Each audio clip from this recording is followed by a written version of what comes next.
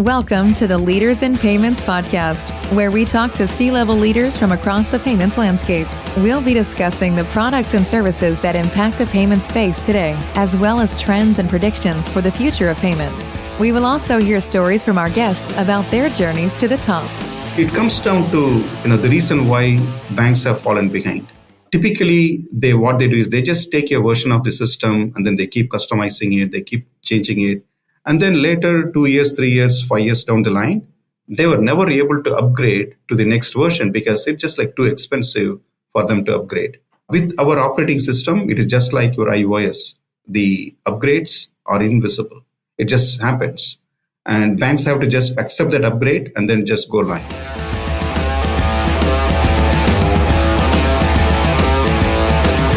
That was Booshan Rengachari, the founder and CEO of Finzly, and he is my special guest on this episode 319 of the Leaders in Payments podcast, and I'm your host, Greg Myers. Finzly helps banks break free from the constraints of legacy core and launch new financial products with unprecedented agility and speed.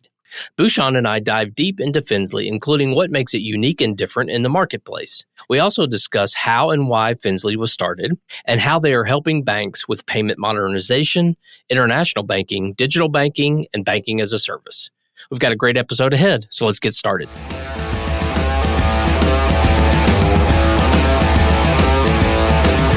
Hi, Booshan. Thank you for being here and welcome to the Leaders in Payments podcast. Thank you, Greg. I'm very glad to be here. Thanks for the invitation. Absolutely. So let's go ahead and dive right in. If you don't mind, tell our audience a little bit about yourself, maybe where you grew up, where you went to school, where you currently live, a few things like that.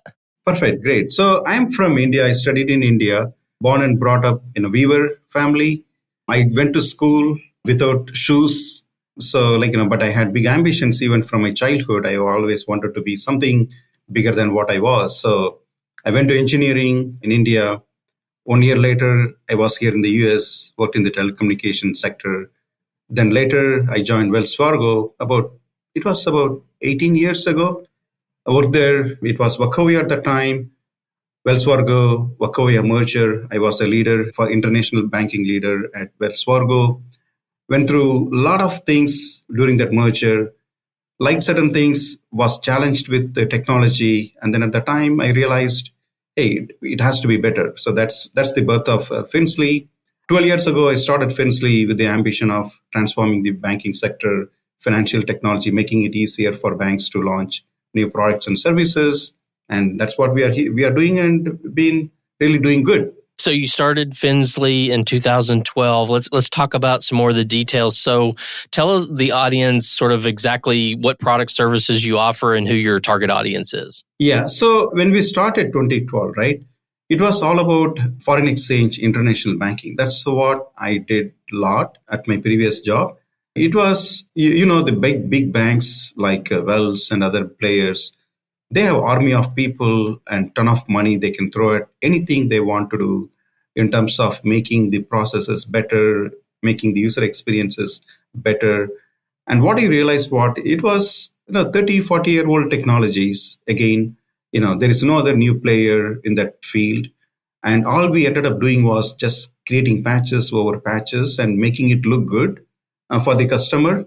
And operations team had a terrible time in dealing with those platforms, outages and missed payments and reconciliation issues, that kind of, a lot of challenges, totally outdated technology. And being an engineer, I felt like, hey, this is a terrible system. Let's do something better. Let's do something great for any bank, right? Big banks can throw money and they can build it out. How about mid-sized and other regional community banks? What do they do? So our journey started in building that international banking platform. So we focused on foreign exchange, buying, selling currencies, sending payments.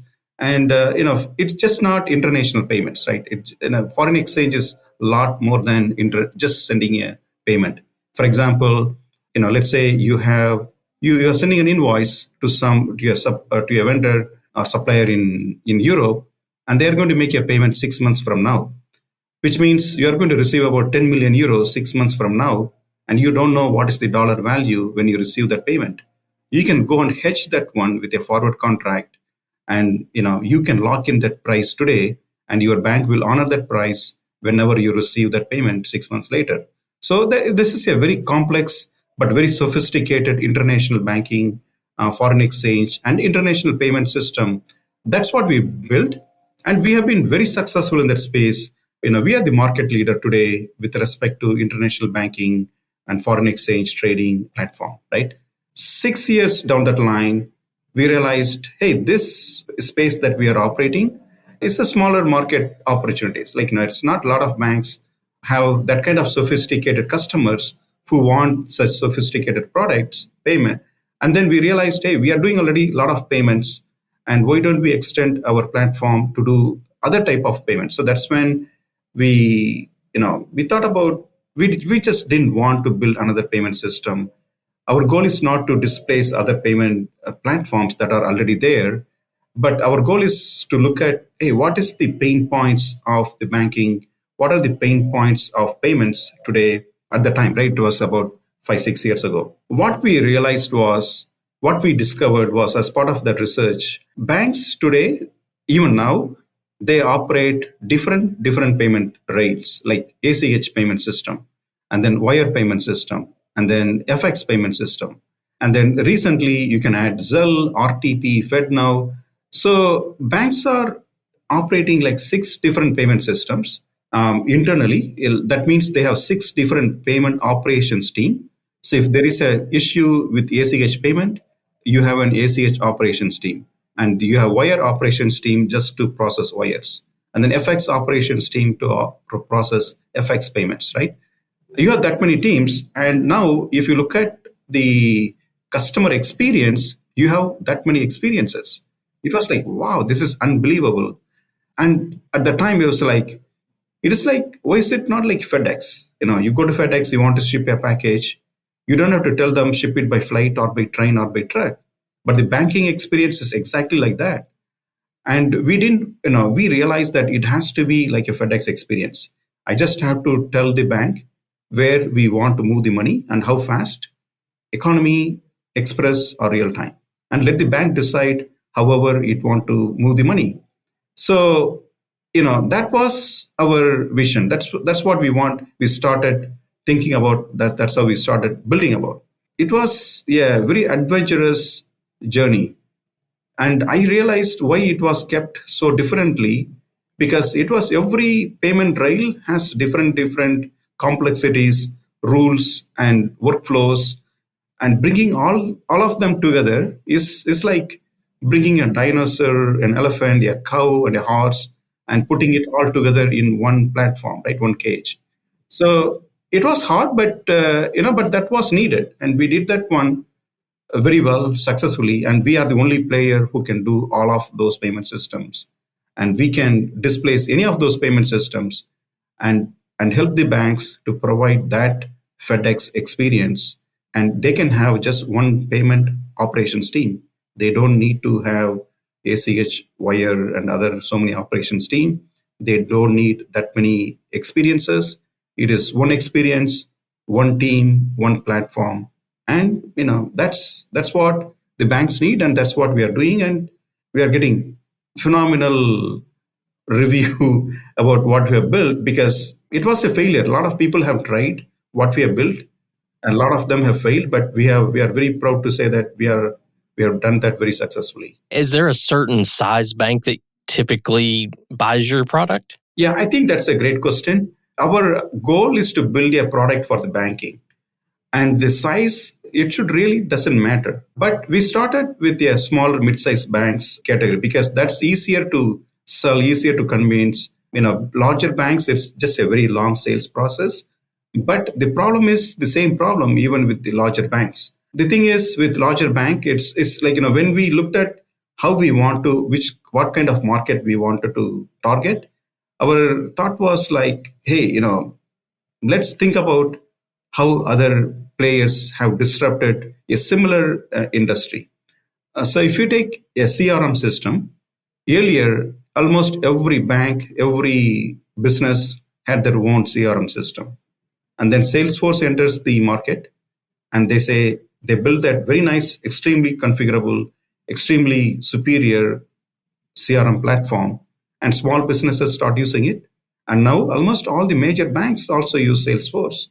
So our approach is almost similar, and we wanted to target banking, and which means if we deliver quality product with quality, extremely highly scalable, configurable platform, then you can serve banks of all size. That being said, we right now we target banks of any size over $1 billion. And you mentioned all of the different products that they can get from ACH to Zelle to RTP. Is it a menu, or do they have to get it all at the same time? Yeah, I think that's another great question. The reason it is important and why it is a great question is because every bank has a different need, right? I spoke with a bank and they were like, "Hey, I really need to get your wire platform now and tomorrow because we are having a lot of challenges with our wire platform." The reason is like when I was having this conversation, there was a production issue, and the executive had to leave that room to take that call to do whatever needs to be done. The problem was there was a one bad wire, and it was not able to get processed, and that was blocking all other wires from getting processed. So it was sitting in a queue, and the front guy who just blocked that entire counter, he's taking so much of time, and he's not getting out of that queue, and everybody else is waiting in that queue. That was a very, very bad technology. And, that was that bank's problem. And for them, the need is, I really don't worry about, I need all of those things, but my immediate need is to fix that wire issues and need to provide a better wire platform. So, we said, yes, you turn on wire. We do the implementation only once, and they turn on wire. And the next time they want to do RTP Fed now, it's just here checking the box and then testing and launching that product. That is, again, not very common in the banking sector, right? Any new product that you want to launch, it takes about 2 years, 3 years. If they're lucky, they go live. Otherwise, they scrap that project. But with us, what we do is it's kind of an operating system. Just like your iPhone, you like an app, you add it and, you test it out and it works. Just like that, we first implementation, we do that. After that, anytime they want to add new products or new services, they just turn on the new, click the button, it's available. And the beauty of that is, banks will never be falling behind in terms of innovation because it's an operating system. We keep adding new products, new solutions, which means banks can continue to compete with any players, any fintechs, any large banks. And that's super important, right? So to your question, it's an app store model, and with multiple banking apps, and banks can choose what they want and when they want, and they can go at their own speed. As you know, and the audience probably knows, most banks have a core system, right? Maybe for deposits or whatever, but they all have a core, and there's a group of those that have built that over the years. Do you sit on top of that, or do you replace that? So we sit on the side of that core, okay? A lot of this core platform, again, it was built like 40, 50 years ago, not real time, not built for what we need today. A lot of the cores today, they go down for almost 1 or 2 hours. In fact, we have built such a good infrastructure monitoring system. We send alerts to our banks telling them, hey, your core is down because it just goes down. Unbelievable. So, as part of the operating system, we have few offerings, right? Earlier, we talked about the payment, unified payments, consolidating all the payments, which we call it Payment Galaxy. And we have also released a product called Account Galaxy. It is for creating virtual ledgers, virtual accounts. So for example, I'm an escrow management company. I want to create a lot of, new accounts. Every time I want to, create an escrow account, I don't want to go to my bank or call my relationship manager to create those accounts, right? I can just go to this virtual account manager and create as many accounts as I want. And I want to create a different account for expense management. I want a different account for accounts payable, accounts receivable. So you can basically bypass the core. In other words, you can have just like one FBO account in the core, and then you can create as many virtual accounts as you want in Finzly's core, and that becomes your modern virtual core, which is real time, powered with all payment rails. So that's the option that we provide. And again, banks can continue to use their legacy core platform if they want to, and we just sit on the side for payments. So, there are multiple options, right? Multiple ways. And that's why we call ourselves as a bank transformation player, because bank doesn't want to get disrupted, right? Nobody wants to disrupt their customers. Disruption is a bad word in banking, but transformation is the most important thing that needs to happen. Well, what would you say maybe the top 2 or 3 things that truly differentiate you from your competitors out there? Yeah. So, for us, we help the banks to stay competitive, to stay innovative.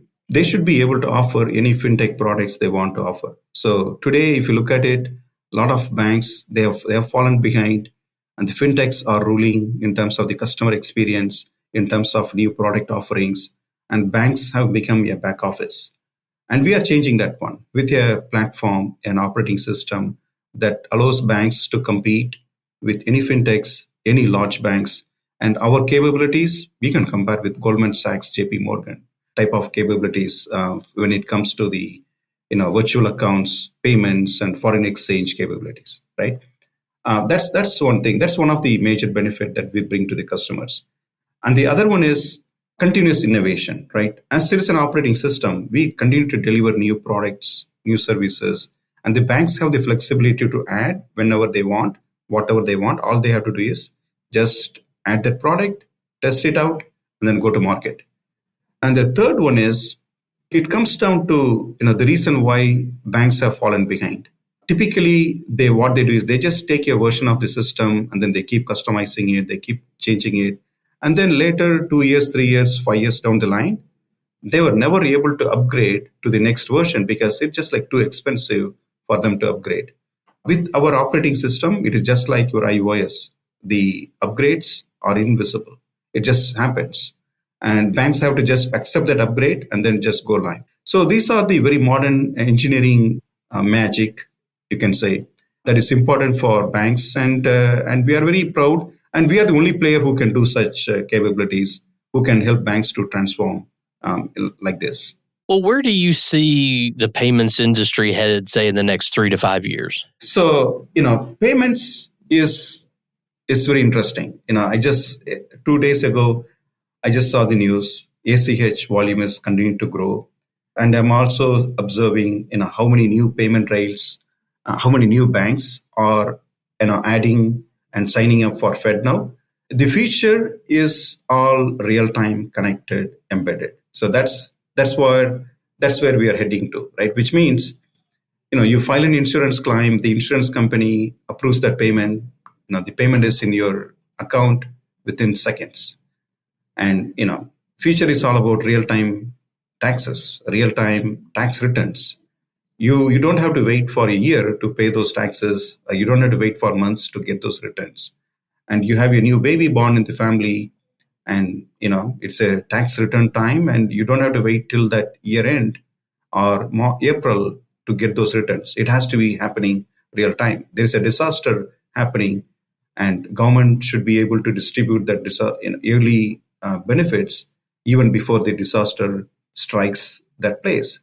So, which means that almost all the people, businesses must be connected, must be real time. So, anytime that I want to move the money, it must happen real time. So that means that there is going to be a lot of activities that's going to happen in RTP FedNow. The adoption rate has been slow, which that has been the history with any payments in the US or any developed economy, because people have invested a lot in the previous technologies, previous payment rails, and it's changing, right? It's like building the road, and then after you build the road, you need to have gas stations, you need to have convenience stores, you need to have restaurants. So all these things, as it comes up, then you'll start seeing more people starting to use those highways. So, that's what is happening in this space. I would say in the another 3-4 years, you will see more and more adoption of real-time payments, and there will be less and less use of outdated payment options that is out there. Yeah, I would agree with you there. Well, let's switch gears a little bit and talk about you. And you told us a little bit about your journey already, but maybe walk us through, how did you get into international banking? What was the reason for that? And then maybe kind of walk through how you went from that to starting Finzly. Yeah. I'm an engineer and I love engineering. I started doing computer programming at the age of 12 and I just loved it. So when I did my engineering, again, I picked up computer science and, I love solving problems. And when I picked up a job, I wanted to be in research and development. I picked up a job in that similar area, and that happened to be in the networking and communications. And spent few years, really good years, and I enjoyed it. It was like super good, true engineering work. And at the time I was working in New Jersey, so there were a lot of job opportunities coming from finance. And I was like, I don't want to be in the finance because I was doing core engineering, like creating the network equipments, how to communicate between the network equipments. And I didn't want to be creating web pages, accessing database. It's just kind of, I was like, it was not true. That's not challenging. I didn't find that to be very challenging. So the .com burst. A lot of network companies just kind of went bust, and there were not many opportunities. And I was forced to enter into the finance field. And I was very, very pleasantly surprised how beautiful the finance world is. And, I got exposed to quantitative math. And it was like I never used the math beyond my college because I did study derivatives, integrations, and all the calculus stuff, but I could never able to apply that in the real life. And I saw those quantitative analytics, quantitative math being used in finance really well. And I was like super interested in that one. And then I started learning more and more about what it is, applied for CFA and did one level of CFA, just gave me more exposure to what it is. And accounting is one thing, just kind of made me so happy about how well accounting works to reconcile the balances between two parties. It was like so good. So I fell in love with finance. Again, after my stint at Wells Fargo, I realized there is a lot to be done. Technology has been very much behind at the banks, and so is in other major sectors. I wanted to change. I was the only breadwinner at my family, and all I had was 1 year worth of savings. And I told my wife, hey, I want to do this one. Worst case, I will lose all of this money, but I will not have any regrets of not trying. So, she gave me thumbs up, and then I just started this journey, and it has been wonderful.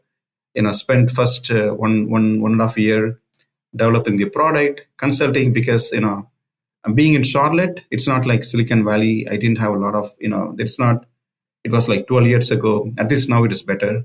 There were not enough venture capitalists, and I didn't have any exposure to raising capital. I didn't have any advisors who can advise me of that. But I just wanted to try. So, and I have to live on my own income. So I did some consulting, I did the product. And then after 1.5 years, I got my first client. So at the end of 2 years, we went live. After that, it became more of easier to sell because it is hard to sell to banks because they are very highly regulated. They are very conservative, very risk averse. But, I think it's all good fortune, I have to say, because it all kind of all aligned up. I found a great banker who is ready to take that risk with me. And because of my experience that I had at Wells, this guy knows what he's doing. And, we just partnered and we went live. And after that, every 3-6 months, we started adding new clients. And here we are. Now, we are disrupting this industry. We will be the number one player in another 5-6 years when it comes to the banking technology and payments. Well, what are some things you're passionate about? So maybe one work-related passion and one personal passion. I mean, since the last 2 years, work has become my part of, I never go home without thinking about work. It is hard to switch it off. But outside work, I do enjoy hanging out with friends, partying, and I enjoy doing workouts. I do martial arts, and I watch cricket. Cricket is a game popular in India, so those are my other hobbies. What about work related? Work related, I just love creating something interesting, something magic, right? Engineering is all about magic. If you just solving the same problem the same way, it's not magic. You need to do something totally different. What makes me so happy is when I go to a customer and then I hear their problems and then say, this is how I solve it. And then their face just like kind of lights up, gets excited. Really, you can do that. And that makes me so happy because that, looking at that problem 5 years ago and creating a solution, we know that's going to be a problem and makes me feel that, hey, what we realize is going to be the problem is really happening now. That's a good direction. I love people right now. And one of the things at Finzly is that we care about our customers and we care about our employees, really well, both of them, right? Without them, we won't be here. So every customer is important and every employee is important. We make sure our employees succeed in their goal, in their ambitions, and they enjoy their life. So I enjoy creating a great team, great culture. We want to make a difference. So that's all I'm for. And I enjoy doing that one. Well, as you know, the fintech and payment space is quite an exciting place to be, and it has been for a while, and I think will continue to be. If you had someone come to you and say, "Hey, I'm coming right out of college and I'm looking at building a career in fintech or payments," what would you tell them? What would your advice be to help them be successful in their career? I think if you want to start any company, right? Starting a company has been my goal even after I left my college. I did try several things, but it was not a great success. But before you start a company, you need to know what problem you are going to solve. If you have a very strong, compelling problem that you want to solve, you can go after that one, irrespective of whether you are a fresh college graduate or you are 30-year experienced person. Because I do hear a lot of people regretting that, hey, I always wanted to start a company, but I could never start. I was like, start now. If you know there is a problem and if you want to start it, there is no better time than now. When I started, I had a 6-year-old son and a 2-year-old daughter. And it was a lot of responsibilities for me. But I said, I cannot wait. I have to start. So I think, anybody who wants to start, they need to have a really good problem to solve. And they should be very passionate about solving that problem, nothing else. Everything else will follow. Like, for example, you want investment or you want to have a great returns, everything, money will follow, but you need to be passionate about what you do. And you need to be solving some big problems. Like solving small problem, that could be too many competition. Anybody can solve smaller problems, but bigger problems are hard to solve. I think that's what I would advise people to go after. Yeah, I think that's some great advice. Well, we've covered a lot of ground so far about you and the company and the industry as a whole. So is there anything else you'd like to add before we wrap up the show? Yeah, I think it's great. And great conversations. I think we are very happy about the difference that we are making here in the banking space, because all of the banks, they really needed help, because they want to compete with the fintechs. They want to provide these modern experiences.